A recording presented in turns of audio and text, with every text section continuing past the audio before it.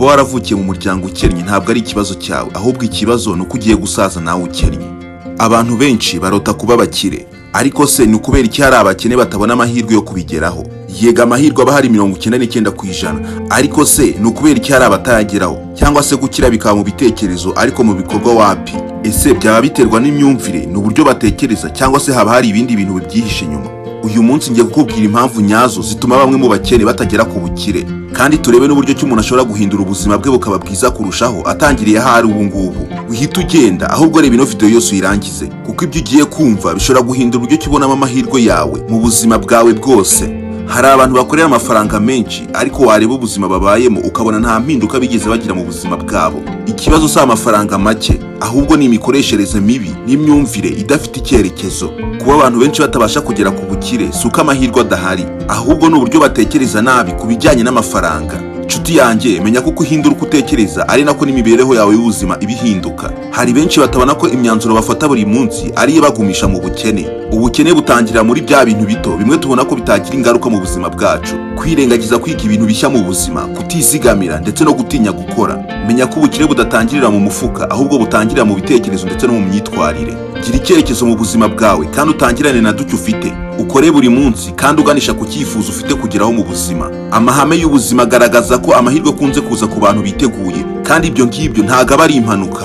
Uhora witeguye mbere yuko amahirwe yawe aza, kugira ngo atazigera gucika. Umubare munini w'abantu batinya gukora ibintu binini kubera kugira ubwoba. Ubwoba ni inzitizi ikomeye cyane kurusha ubukene ubwabwo. Wihangayikishwa n'ibyo ugiye gukora kubera igihombo, ahubwo uhangayikishwa n'ubuzima bwawe, ko ushobora gukomeza kwiberaho mu buzima bw'ubukene mu gihe utagize icyo uhindura, cyangwa se mu gihe udafashe imyanzuro ifatika. Ubwoba ntibugatuma udafata umwanzuro wakugirira umumaro mu buzima bwawe bwa buri munsi, cyangwa se ngo bugutere kudakora icyakugirira umumaro mu buzima bwawe, kuko ubwoba niyo ntandaro ya mbere yo gukomeza kwiberaho uri umukene. Ese ubundi ni ibiki abakire babasha gutekereza abakene batabasha gutekereza, ku buryo ki umukene akomeza kwiberaho akennye maze n'umukire agakomeza agakira? Ubundi umuntu aba umukire bya nyabyo bitewe n'uburyo ki atekerezamo amafaranga, ndetse n'uburyo ki yiga gukemura ibibazo bye, ndetse n'uburyo ki akoresha igihe cye neza. Rero nawe watangiye gutekereza muri ubwo buryo bw'abakire, nawe watangiye kuyoboka inzira nziza yo kuba waba umukire. Kandi menya ko iyo wanga icyo ushaka kuba cyo uba wirukana amahirwe yawe. Ntabwo ari wavukiye kubaho mu buzima bw'ubukene, kandi nta nubwo ari wavukiye kubaho mu buzima budafite intego.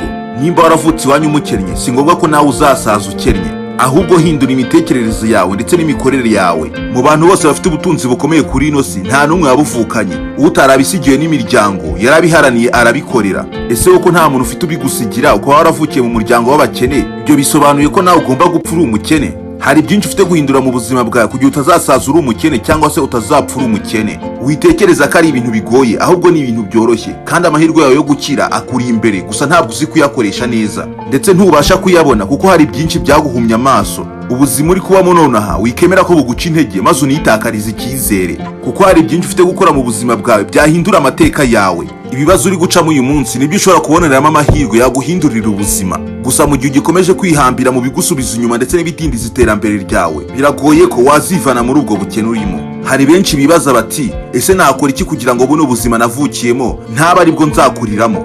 Ibyo nibyo tugiye kugarukaho muri kino kiganiro cyacu cy'uno munsi.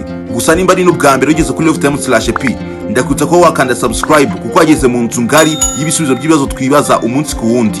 Kuba waravukiye mu muryango w'abakene ntago biguha amahirwe yo gusaza cyangwa se yo gupfa nawe uri umukene. Abakubwira ibyo ngibyo cyangwa aba wumva nibyo, menya ko izo ngizo ari mindset zipfuye. Nta muntu n'umwe wavukiye kubaho mu buzima bw'ubukene, kandi nta n'umuntu n'umwe Imana yaremye imwifuriza kuzabaho mu buzima butamunejeje. Buri wese Imana ijya kumurema yamuremeye amahirwe ye ndetse n'uburyo ki azabaho mu buzima bwe.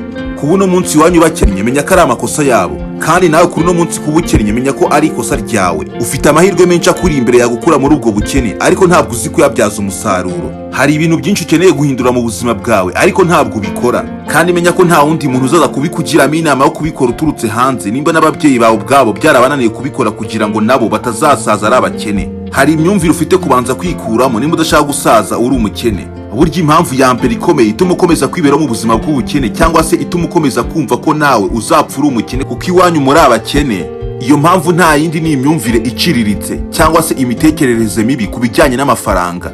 ubukene bukomeye si ubwo mu mufuka, ahubwo ubukene bukomeye ni ubwo mu mutwe. Nimba mu mutwe ukennye, biragoye ko no mu mufuka uzakira. Umukene atekereza mu buryo bwo kubaho uyu munsi gusa, ariko umukire atekereza kubaho uyu munsi ndetse n'ejo hazaza. Sinzi nimba muri kumva neza itandukaniro riri hagati y'abo bombi.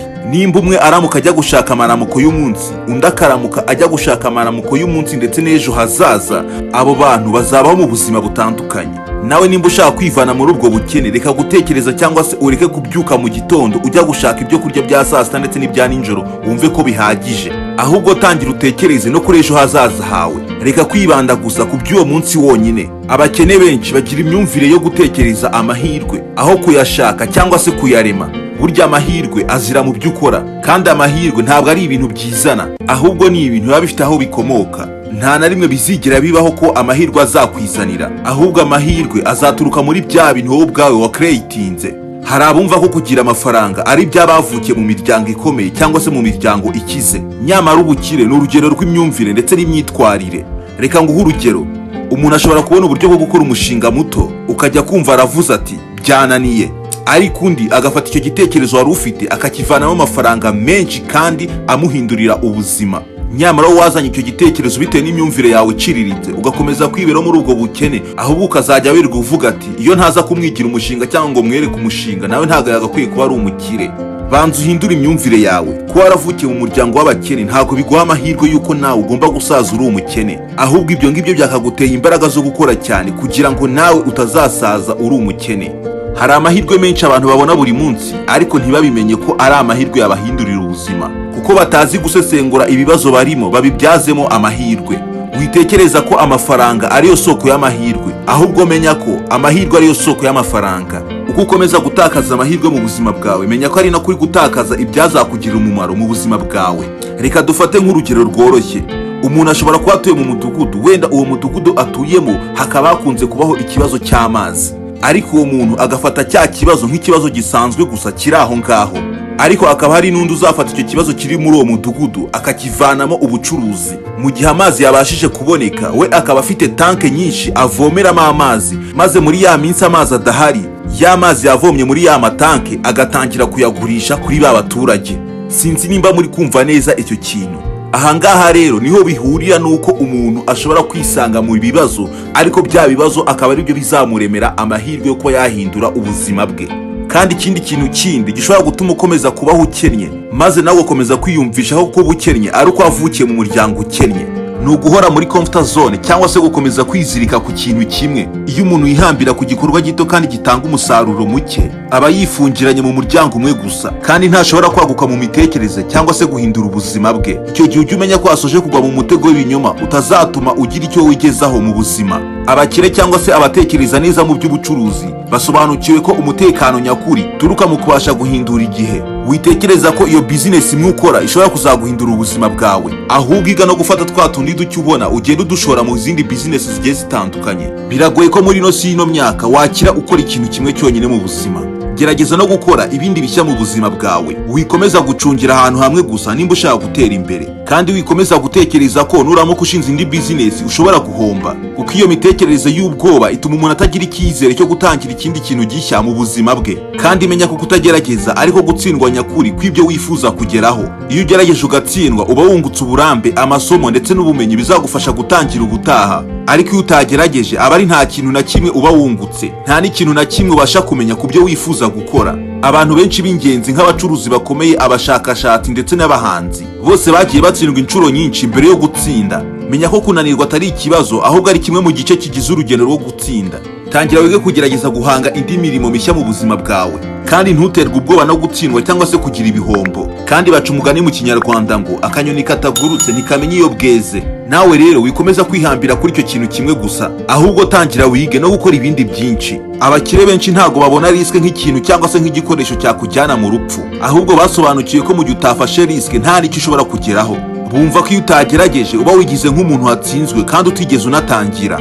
Guhindura cyangwa se kugerageza ibindi bintu bishya mu buzima bwawe ni ishingiro ry'iterambere, kuko isi nayo ihora ihinduka. Haba mu ikoranabuhanga, imikorere, isoko ndetse n'abantu ubwabo bagenda bahinduka uko bwije n'uko bukeye. Nimba utabasha guhinduka umeze nk'umusare uri mu isi ya wenyine. gutinya guhindura imikorere ya cyangwa se kugira ibindi bishya ukora mu buzima bwawe ni kimwe mu bidindiza abantu benshi mu iterambere. Kwizera umutekano w'ibinyuma no gutinya gutsindwa bituma umuntu atagira icyo ahindukaho mu iterambere rye, kandi uba ugomba kumenya ko ubuzima bugikomeje kandi ko umunsi ku wundi hari impinduka zigenda zibaho muri ino si yacu. Nawe rero niyo mpamvu iteka ryose uba ugomba kwitegura guhindura cyangwa se gutangira ibindi bintu bishya mu buzima bwawe. Abatekereza nk'abakire bamenye ko bo impinduka ari inzira y'iterambere kandi ko risike ari igikoresho cy'ubumenyi.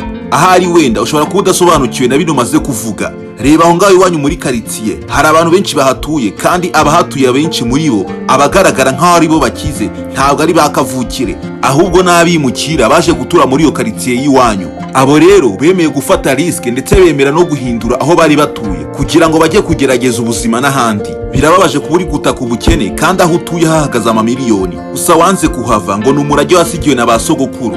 Erega nabo bimukira ubona baje gutura muri karitsiye z'iwanyu kandi ubona bafite agatubutse, nabo bemeye guhindura aho bari batuye bajya gushakira ubuzima ahandi. Bemera kugurisha ibyabo maze bajya kugura ahandi, bafonda ubuzima bundi bushya. Nawe rero ushobora gusanga igisubizo cy'ikibazo cyawe kikuri hafi, ariko mu by'ukuri utabasha kubimenya bitewe n'imitekerereze yawe ndetse no kwanga guhindura iyo comfort zone wibereyemo. Nanone kandi ikintu ugomba kwirinda nimba ushaka gutera imbere, irinde gukoresha nabi na duke ufite. Hari abantu bafite impano, ubumenyi, igihe ndetse n'amahirwe ariko ntibabikoreshe neza. Nyamara impamvu nyamukuru ari uko batazi agaciro k'ibyo bafite cyangwa nta cyerekezo bafite cyo kubibyaza umusaruro. Nimba ufite ubushobozi bwo gukora ikintu cyakugira umumaro ejo hazaza, gikore, wipfusha ubusa ibyo ufite. Nimba ufite ijwi ryiza, rikoreshe mu buhanzi. Kandi nanone nimba ufite igihe gihagije, wigikoresha uri kureba filime cyangwa se uri guscrollinga ku social media, ahubwo icyo gihe gikoreshe mu kwiga ikintu gishya cyangwa se mu guhanga indi mirimo mishya. Nimba ufite amafaranga make, wiyakoresha mu gushaka kwiyemera ushaka kwereka abantu kurenze, ahubwo yakoreshe mu kintu cyaguteza imbere. Iyo mbuto nziza iri muri wowe wiyitera mu butaka bubi, kuko nuyitera mu butaka bubi ntizera, ntizakura kandi ntizatanga umusaruro. Wikomeza kugira intego nyinshi zidafite icyerekezo. Hari abantu benshi baba bafite ingufu nyinshi ndetse n'imishinga myinshi, ariko nta ntego nyamukuru ibiri inyuma. Ugasanga uyu munsi urashaka gukora business, ejo ugasanga uri gushaka kujya ku mbuga nkoranyambaga, ejo bundi ugashaka gutangiza ubworozi. Ibyo byose nta cyemezo gihamye uba ufite muri wowe nk'umuntu ushaka gutera imbere. Ariko nanone kuba umuntu aba afite intego nyinshi ntabwo bivuze yuko aba ari nta cyerekezo afite, ahubwo hari n'igihe biterwa no kudashaka gufata icyemezo nyacyo. Ibi rero biba bimeze nko kugendera mu nzira nyinshi icyarimwe, ugasanga ari nta n'imwe ugeze aho wifuzaga kugera. Nimba utazi icyo ufite, ntuzamenya n'uburyo ki wakibyazamo umusaruro. Muri make utazi impano yawe, ukoresha imbaraga mu bintu bitagufitiye umumaro, kandi udafata igihe cyawe nk'ikintu cy'agaciro, uzagita ku bintu bikurangaza. Iyo utazi ikintu cyakubyarira amahirwe yawe, uzagifata nk'ibisanzwe, kandi hari abandi bari gusengera kugira amahirwe nk'ayo wahawe. Kumenya icyo ufite ni intangiriro yo kukibyaza umusaruro. Umuntu utazi icyo afite ni nko kugira ubutunzi utazi aho buri maze ntazigera bukoresha. Dore rero icyo ugomba gukora kugira ubyaza umusaruro na bicyo ufite. Tekereza ibyo ukora neza kurusha abandi ndetse n'ibigushimisha iyo uri kubikora, kandi ushyireho icyerekezo kimwe gifite umurongo aho ushaka kugera ndetse n'impamvu wifuza kuhagera.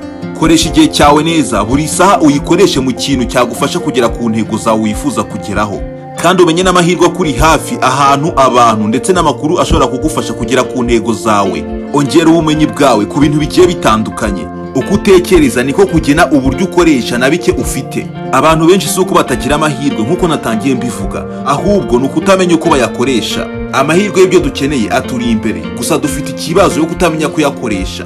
Gutera imbere bitangirira mu gihe umuntu amenya icyo afite, akagikoresha neza kandi akagira icyerekezo gihamye. Kuba waravukiye mu muryango ukennye ntabwo ari cyo gisobanuro cy'uko nawe uzaba umukene, ahubwo tangira gutekereza nk'umuntu ufite intsinzi mu buzima bwe, kuko hari byinshi ndetse n'amateka wifuza guhindura mu buzima bwawe ndetse no mu muryango wawe. Ubuzima bwawe uri kubamo muri ino minsi ni igitekerezo cy'uburyo ki utekerezamo ibintu. Abantu bagira intsinzi babanza gutsindira mu bitekerezo mbere yo gutsindira mu bikorwa, naho abantu batsindwa batangira batsindirwa mu mitekerereze yabo. Nimba utekereza nk'umuntu ukennye, menya ko n'ibyo ukora bizajya bigaragara nk'ibintu by'umukene. Ariko nimba utekereza ibintu nk'umuntu ushobora gutsinda, uzatangira kubona amahirwe uko ugenda ukora ibintu bitandukanye, kandi icyo gihe bizagufasha no kugira icyerekezo. Nimba muri aka kanya wumva ko ari nta bushobozi ufite, nta nubwo uzigera ugerageza. Ariko nimba wumva ko ushobora kubyitwaramo neza, uzagerageza kandi utere n'imbere. Guhindura imyumvire ni intambwe ya mbere y'ubukire. Hari abantu benshi bahura n'ibibazo bakumva ko bigoye, ariko abatsinda babona ibibazo bakabibonamo amahirwe. Ibi ngibi nibyo bitandukanya abantu b'ingeri ebyiri. abashaka kureba ibyo batabona bikarangira babuze amahirwe, ndetse n'abareba amahirwe yihishe mu bibazo bari kunyuramo. Mu gihe hari abari gutinya ibibazo by'ikoranabuhanga, abandi bari kuribyaza umusaruro, nk'abakora za website, ama-application ndetse n'aba-content creator. Abangaba bose nabo bari kugenda babyaza umusaruro amahirwe bahabwa n'ikoranabuhanga. Iyo ubona ikibazo nk'amahirwe, uba ufashe intambwe imwe ya mbere ku bandi 99%. Abatsinda si ababuze ibibazo, ahubwo ni abazi gukoresha ibibazo nk'amahirwe yo kwiga no gutera imbere. Inshuti yanjye, menya kubyaza umusaruro ibyo ufite aho gutekereza ibyo udafite. Hari abantu benshi baba bashaka gutangira business, ariko ukajya kumva baravuze ati nzategereza igihe nzabonera amafaranga, cyangwa ngo nzabikora nimbona undi muntu mfasha. Ariko ushaka iterambere atangirira kuri bike afite, akabikoresha neza kugeza bibyaye ya business nini yifuzaga. Kubyaza umusaruro ibyo ufite ni nko gutera imbuto uko ziri aho gutekereza ubutaka bwiza. Nimba ufite telefone, ushaka kuyikoresha mu kwiga, mu gukora marketing cyangwa se mu gukora content creation. Ushaka gutera imbere amenya kubyaza agaciro k'ibiri mu ntoki ze aho gutegereza iby'abandi. Gira ubushake bwo kwiga gukora ndetse no gutsimbarara ku ntego zawe. Ubukire buturuka ku bushake bwo kwiga buri munsi ndetse no kwigira ku bandi. Gukora no gutekereza ntibihagije gusa, ahubwo ugomba no gushyira mu bikorwa ibyo wize. Ubukire busaba discipline n'ubushake bwo kudacika intege, kuko inzira y'ubukire si inzira itambika cyangwa se igororotse, ahubwo irimo imisozi, ibibaya ndetse n'imbogamizi zigiye zitandukanye. Kandi uwihanganye agatsimbarara ku ntego ze azagera ku byo yifuza kugeraho. Guhindura imyumvire ni inkingi ya mbere y'ubukire nyakuri. Umuntu utekereza neza abona amahirwe aho abandi babona ibibazo. Wubaha ibyo afite akabibyaza umusaruro azagera ku rwego rwisumbuye. Uwiga agakora kandi agatsimbarara ku ntego ze azabona impinduka mu buzima bwe. Ubukire ntabwo butangirira mu mufuka, ahubwo butangirira mu bitekerezo. Nta mukire utangira afite byose, ahubwo atangira afite icyizere, icyerekezo ndetse n'umwanzuro. Nawe nshuti yanjye, tangira ufite icyizere n'icyerekezo n'umwanzuro w'ibyo ushaka gukora. Naho ibyo ko waravukiye mu muryango ukennye ntabwo ari byo bizagena uwo ugomba kuba we, ahubwo tangira ukore cyane kandi ushishikazwa no gushaka kwiteza imbere, kuko kuba waravukiye mu muryango utishoboye nibyo byagakwiye kuba biri kugutera imbaraga zo gukora cyane. Nanababwira ati ni naha dusoreje ikiganiro cyacu cy'uno munsi. Nimba hari ibyo wumvise byakugirira umumaro muri kino kiganiro, kanda like kandi wibuke no gusharinga ku nshuti zawe. Ntibibagirwe no gukanda subscribe niba ari ubwa mbere ugeze kuri lifetime/p. Wibuke no gusiga comment, naho ni ingenzi cyane. Ngiye mwabanaga nawe muri kino kiganiro, nitwa Pati. Mwakoze kubana nanjye. Imana ikomeze ibarinde.